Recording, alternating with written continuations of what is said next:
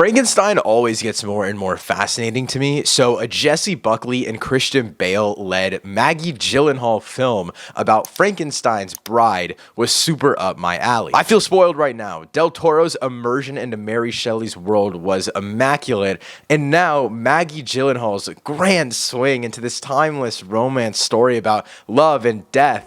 I have so much to say. First and foremost, this movie did have to prove its existence to an extent because we get so many interpretations of the world, and it does that within the first 10 seconds of the movie. It proves why it needs to exist narratively because the structure is just something I've never seen before in a Frankenstein world adaptation. It proves itself amongst other Frankenstein adaptations because it's giving such a unique thematic value to the audience in the same world that we've seen before, but also it changes the world enough that it proves its own existence in 1930s Chicago. I do have a few negatives, which I'll talk about in a second, but I think the best part about this movie is just the way that it immerses you into 1930s Chicago. It is a sprawling romance story, and to an extent, an epic. I use that word lightly because the movie is still so personal, but there are literally musical moments. Obviously, the bride is the main character, but Frank, I'm going to call him Frank because that's his name in the movie, but obviously it's the creature. Frank is still very present, and his thematic value that's in the original Frankenstein movie and film and the new adaptation with Guillermo del Toro,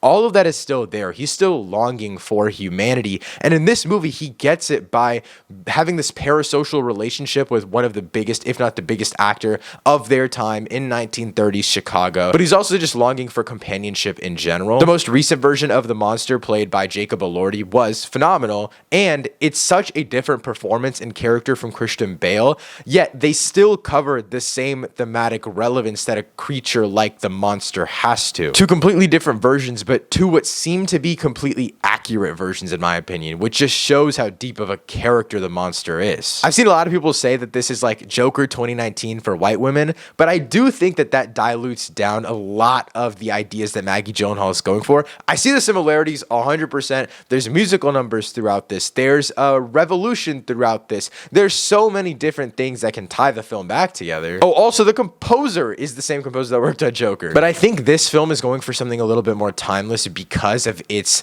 ideas with love and death and how infinite those two things are. I feel like some people won't like the movie because of that. It makes it very messy and very stuffed. And to play devil's advocate, people will say that that's the point. That's the bride's mind. She was just brought back from the dead. I still think narratively there needs to be a little bit more composure in terms of everything that's going on because the movie narratively, structurally is going for something insane. The reason I find it the most fascinating though is because Mary Shelley wasn't alive to tell her story of the bride, and this film forms it in the way that this was a story that was left in the back of her head that she was never able to tell. It's so stylized and messy to the point that the first act of the movie is just so disjointed, and I think that puts us into the mind of the bride very well, but I also didn't really know what the fuck was going on. Can't believe I've gotten this long without mentioning the performances. Jessie Buckley, Christian Bale, absolutely phenomenal. Jessie Buckley is probably going to win the Oscar this year for her role in Hamnet, and she's just playing this really psychotic, crazy,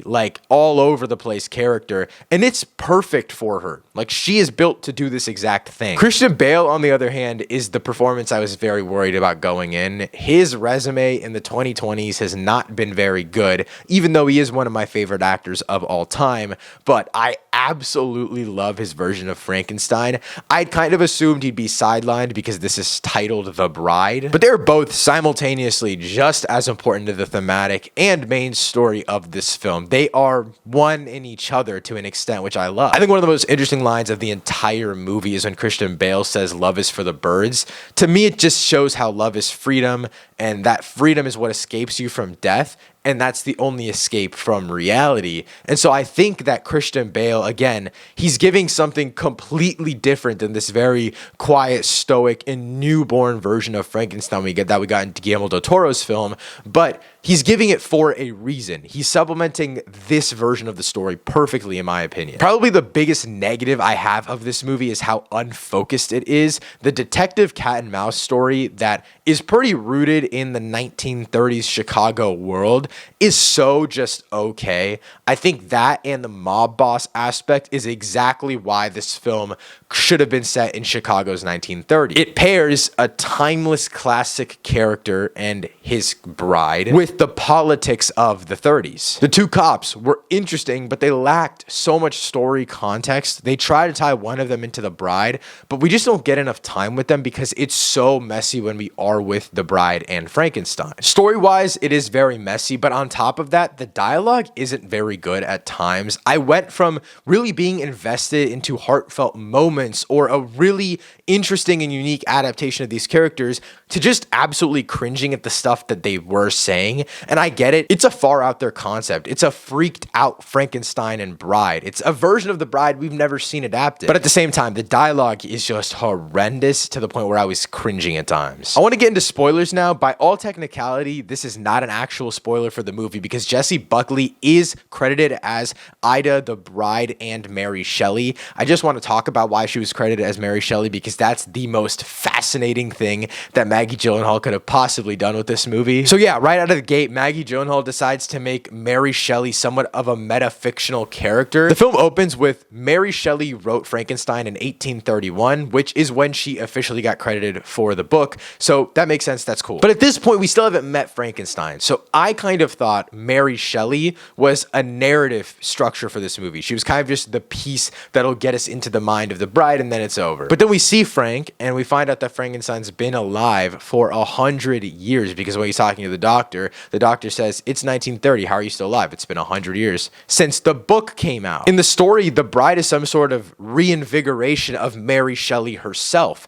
And on a baseline thematic level, that makes sense. But when I think about it in the context of the story, though it's such a big swing, doesn't really make any sense to me. But the thing is, Mary Shelley only exists in this film in what seems to be an out-of-time space, a black and white space where even shadows don't exist. But then I don't understand why we're set in 1930s Chicago. I think that might have just been a completely narrative story idea of we can include the mob boss, we can include the police.